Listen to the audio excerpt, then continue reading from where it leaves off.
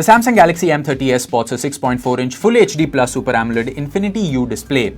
The display has a 91% screen-to-body ratio and houses the front camera in a little U on the top. It also houses 3 cameras at the back. It has a 48-megapixel primary camera with an f2.0 aperture. The second is an 8-megapixel ultra-wide camera for capturing wide-angle shots, and finally we have a 5-megapixel depth-sensing camera for bokeh photos.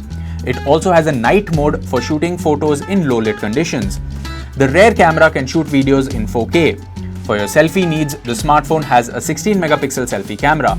It has an in-display flash to assist the front camera for low-light photos.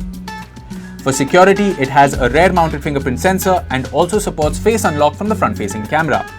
The Samsung Galaxy M30s runs on Android with Samsung's One UI overlaying it. For performance, it relies on the Exynos 9611 processor.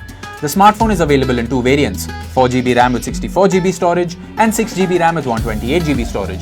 It is available in 3 color options, Opal Black, Sapphire Blue and Pearl White. The Samsung Galaxy M30s is a dual nano SIM phone with both SIM slots supporting 4G. The 6000 mAh lithium polymer battery comes with 15-watt fast charging.